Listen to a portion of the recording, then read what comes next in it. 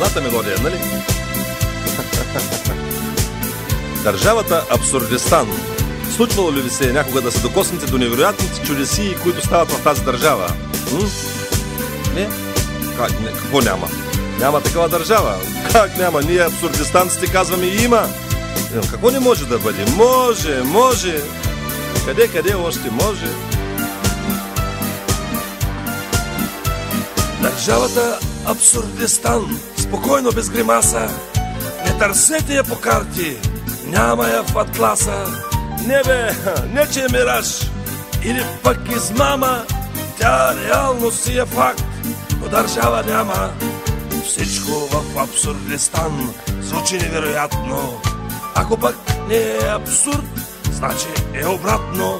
Там от логика и мисъл няма и следа. Там на дато казват не, а на нето да. Държавата Абсурдистан, всичко става с клизма. Властва там абсурден строй, монархо-комунизма.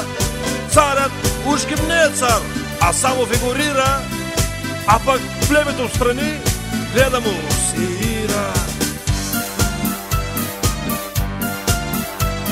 И викам си, ей тъй на глас, поне да са имотни.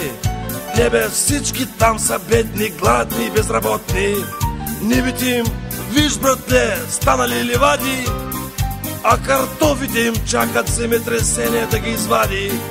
Тъй е, защото по закон в абсурдната държава, който повече работи, по-малко получава. От памти века е така. И абсурдистанци мързелуват, а за бат ще ги хванеш, таратанци. И тъй в мързел всеки ден, от понеделник до неделя. Но пък дай им да крадат, тука нямат геля.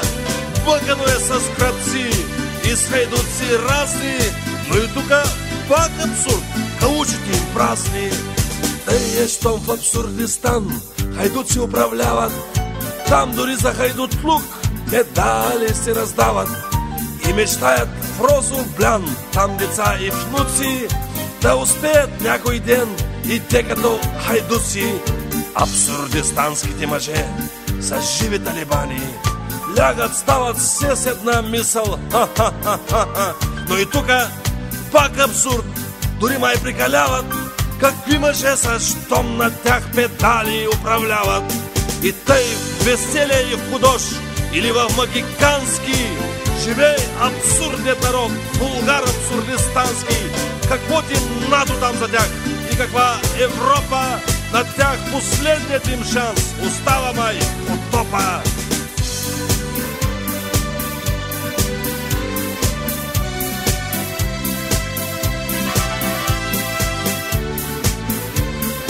Моя страна, моя абсурдна България, моя абсурдна страна.